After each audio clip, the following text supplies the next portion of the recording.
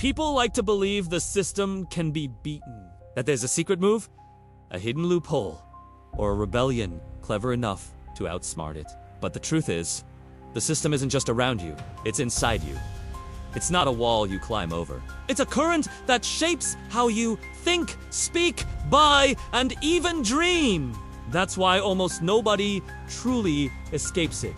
The game was designed long before you were born, and every time you move, it adjusts to your steps. The system doesn't fear rebellion, it feeds on it. Every movement, every revolution, every trend that claims to break free ends up becoming part of the machine. The system doesn't need to destroy resistance. It only needs to own it. That's its brilliance. It's not a cage, it's a mirror. When you push against it, it reflects you back, selling you your own rebellion as a product, a lifestyle, a hashtag. You've seen it happen? The anti-system voice gets popular, then monetized. The underground becomes mainstream. The revolutionary becomes the same power structures they once opposed begin signing their checks. That's a hidden genius of control. It doesn't silence opposition. It brands it. You can't beat the system because the system isn't one thing. It's a living organism. It evolves, adapts, and mutates faster than you can resist. It's capitalism, it's culture, it's government, it's religion, it's entertainment. But more than anything, it's belief. The belief that you're separate from it, that you can somehow stand outside and look in, but you can't. You're inside the aquarium, not watching from above. Every action you take ripples through water that's already owned. And yet, there's a deeper level to this truth. The system doesn't just control through force, it controls through options. It gives you the illusion of choice while keeping the outcome the same. Pepsi or Coke, left or right, rebellion or compliance. It doesn't care what you pick because both sides feed the same core. You believe you're choosing freely, but you're choosing between cages that share the same walls. Every society throughout history built its system this way. Rome controlled through spectacle, bread, and games. Modern empires control through algorithms and screens. The methods changed, but the principle never did. Distraction equals domination. Keep the people entertained, outraged, and divided, and they'll never notice the quiet hands pulling strings in the dark. They'll fight over colors and slogans while the architects stay invisible.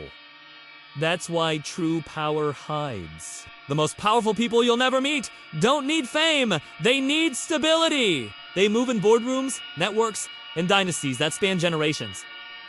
Their strength isn't control over a moment, it's control over direction. They don't dictate what you do today, they shape what you believe is possible tomorrow. And that's far more effective. The system isn't a villain. It's a mechanism of balance, one that survives by keeping you predictable. Predictability is control. The moment the masses move in unison, power trembles. But that rarely lasts, because the system knows how to fracture attention. It doesn't fight rebellion, it fragments it. The revolutionary loses focus, the movement divides, and the fire dies while the world moves on. Why can't you beat it? Because you're using its tools. You fight with its language, through its platforms, measured by its metrics. Even your outrage is monetized. Every click, every scroll, every argument, online, feeds the very grid you think you're hurting. That's the trap. Rebellion itself becomes content. The louder you scream, the more data it collects. You become both product and protests. The system wins because it made you comfortable enough not to leave. It gave you just enough freedom to feel free, just enough distraction to forget you're trapped, and just enough reward to keep you loyal. People don't need chains when they're entertained. They don't need prisons when they're pacified by dopamine. You'll never beat the system while you still crave its validation. As long as you measure success by its scoreboard, money, followers, status, you're playing its game. And the system always wins its own game. The only way to truly beat it is to stop playing by its definitions. The dangerous truth is this.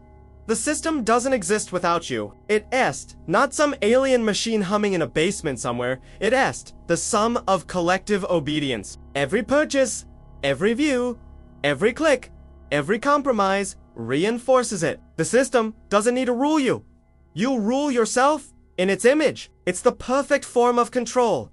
Voluntary slavery wrapped in comfort and convenience. The greatest trick of the system was convincing you that it's inevitable, that this is just how the world works. It turned apathy into philosophy. It made rebellion seem naive and idealism look childish. It made people believe cynicism was intelligence. Because the moment you stop believing, change is possible. You become easy to manage. It doesn't matter if you vote or protest or tweet, not because those things are worthless, but because they've been absorbed. The system needs dissent to renew itself. Every movement becomes a new market. Every ideology becomes a new demographic. Every rebellion becomes a brand. That's how power sustains itself, by feeding on opposition instead of destroying it. The system doesn't just survive attacks, it needs them. Without resistance, it stagnates. With resistance, it evolves. Like a virus adapting to new medicine, it mutates every time it's challenged. That's why revolutions fail. They overthrow a face, not the formula. They change the players, not the board. The system isn't a person, it's a pattern. The true system isn't outside, it's psychological. It's the voice that tells you to play safe, to seek comfort, to stay silent. It's the programming that rewards conformity and punishes curiosity. It's the invisible algorithm inside the mind. And unless you reprogram that, nothing external will change. You can overthrow governments and still live like a slave to the same fear and desire. Freedom isn't escaping the system, it's seeing it. Because once you see it, you stop reacting to it. You start predicting it. You move differently. You understand that the only real advantage left is awareness. The system can't control what it can't predict. That's why unpredictability, true individuality, is the final rebellion. But individuality today is marketed too. The system tells you to be yourself while selling you templates of what that means. It packages authenticity into trends, rebellion into aesthetics, and even freedom into subscriptions. You don't express yourself, you consume identities. That's the brilliance of the modern trap. It convinces you that your cage is custom. Sue, how do you beat something like that? You don't attack it head-on. You outgrow it. You step sideways, outside the board. You stop chasing its rewards. You stop playing for its approval. You start redefining what wealth, success, and freedom mean to you. Because the moment you create your own values, the system loses leverage. It can't manipulate someone who doesn't need what it's selling. That's why the system fears self-sufficiency more than revolution. A man who thinks for himself is unpredictable. A community that sustains itself is uncontrollable.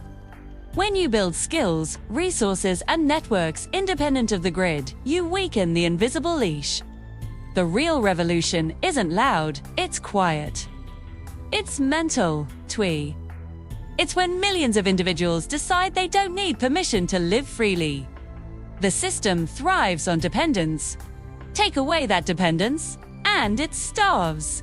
That's why every few years, it reinvents new forms of addiction, new trends, new tech, new needs. It must keep you wanting.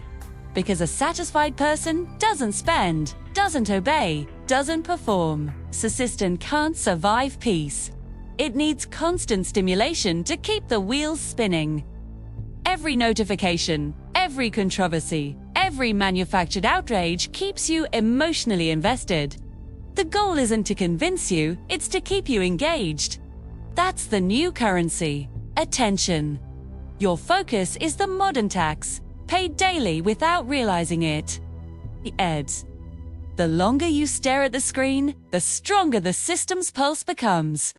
You'll never beat it as long as it owns your focus. Because whatever owns your attention, owns your future. And the system has mastered distraction, infinite scrolling. Endless news.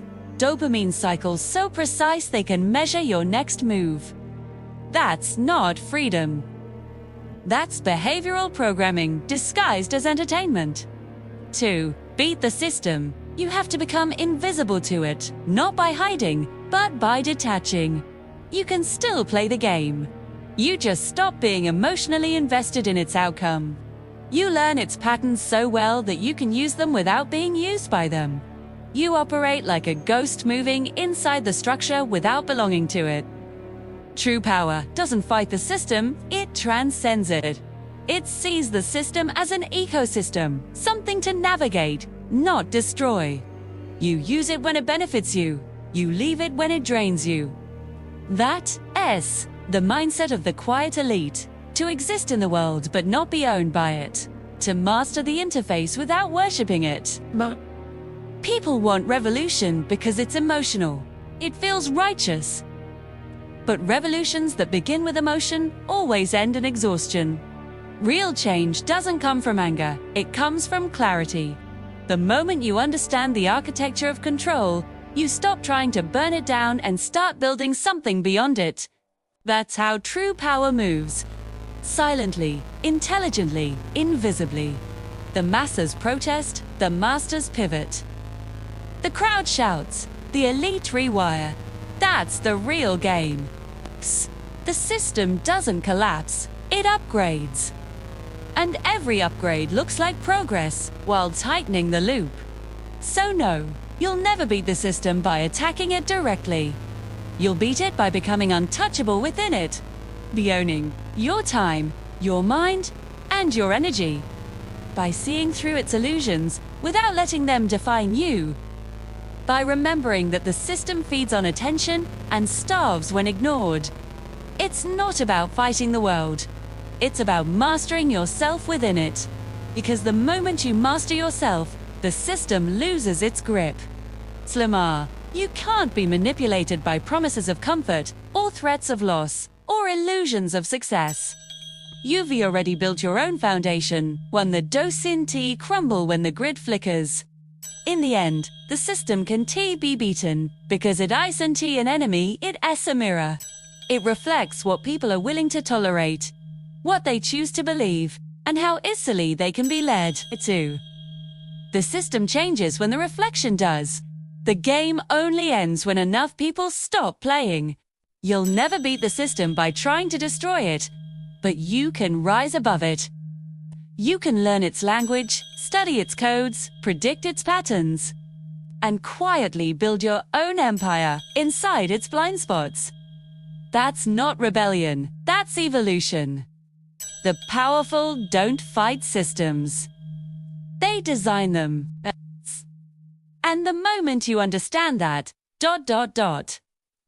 you stop trying to beat the system and start becoming the one who builds the next one.